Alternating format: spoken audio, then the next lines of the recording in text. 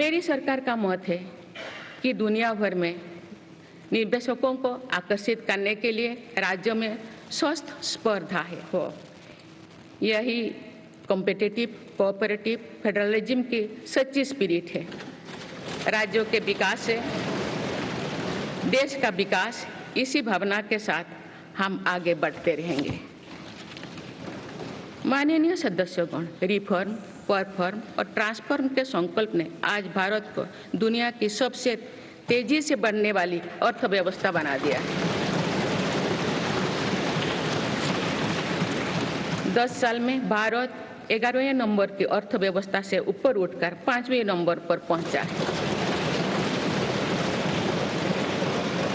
साल 2021 से लेकर साल 2024 के बीच भारत में औसतन 8% की रफ्तार से विकास किया है और ये ग्रोथ सामान्य समय में नहीं हुई है। बीती वर्षों में हमने 100 साल की सबसे बड़ी आपात देखी। वैश्विक महामारी के कालखंड और विश्व के अलग अलग कोने में चल रही संघर्षों के बावजूद भारत ने ये विकास दर हासिल की है। ये बीते 10 साल के रिफॉर्म्स और राष्ट्रहित में के लिए किए गए फैसला के कारण संभव है। आज भारत अकेले ही दुनिया की ग्रोथ में 15% का योगदान दे रही है। अब मेरी सरकार भारत को विश्व की तीसरे नंबर की इकोनॉमी बनाने में जुटी हुई है। इस लक्ष्य की प्राप्ति विकसित भारत की नींव को भी मजबूत करने में के काम करेगी।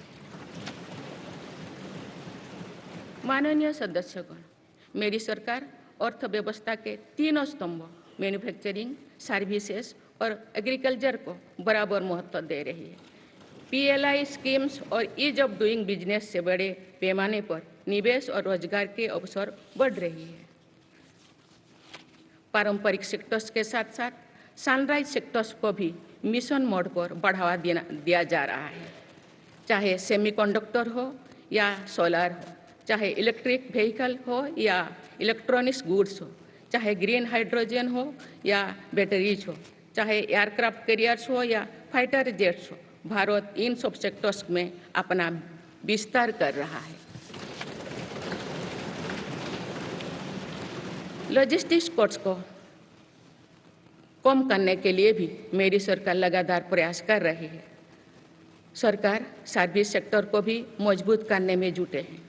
आज IT से लेकर टूरिज्म तक, हेल्थ से लेकर वेलनेस तक हर सेक्टर में भारत लीडर बन रहा है और इससे बड़ी संख्या में रोजगार और स्वरोजगार के नए मौके बन रहे हैं। माननीय सदस्यगण, पिछले 10 वर्षों में मेरी सरकार द्वारा ग्रामीण अर्थव्यवस्था के हर पहलू पर बहुत जोर दिया गया है।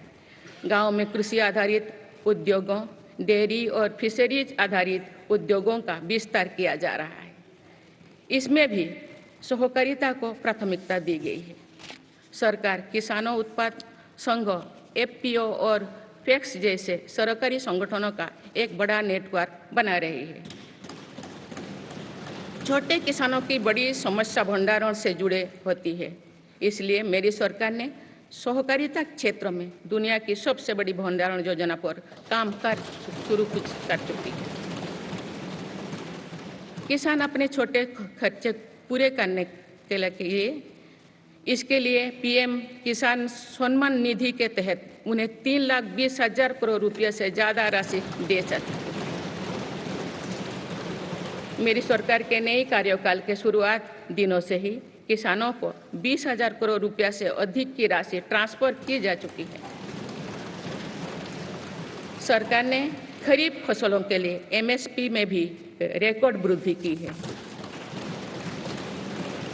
माननीय सदस्यगण, आज का भारत अपनी वर्तमान जरूरतों को ध्यान में रखते हुए अपनी कृषि व्यवस्था में बदलाव कर रहा है। हम ज़्यादा से ज़्यादा आत्मनिर्भर हो और ज़्यादा से ज़्यादा निर्यात से किसानों की आमदनी बढ़े, इस सोच के साथ नीतियाँ बनाई गई है, निर्णय लिए गए हैं। जैसे भारत दलहन और तिलहन में दूसरे देशों पर निर्भरता कम करने के लिए देश के किसानों को हर संभव मदद दे रहे हैं। ग्लोबल मार्केट में किस तरह के फूड प्रोडक्ट की डिमांड ज़्यादा है, इसके आधार पर नई रणनीति बनाई जा रही है।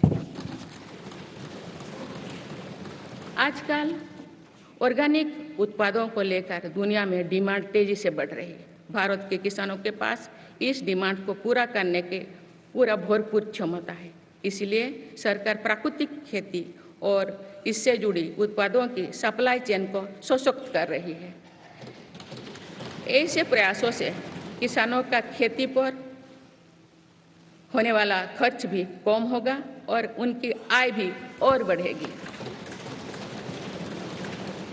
माननीय सदस्यगण, आज का भारत दुनिया की चुनौतियां बढ़ाने के लिए नहीं बल्कि दुनिया को समाधान देने के लिए माना जाता है। विश्व बंधु के तौर पर भारत ने अनेक वैश्विक समस्याओं के समाधान को लेकर पहल की है। जलवायु परिवर्तन से लेकर खाद्य सुरक्षा तक, पोषण से लेकर सस्टेनेबल एग्रीकल्चर तक हम अनेक समाधान दे रहे हैं।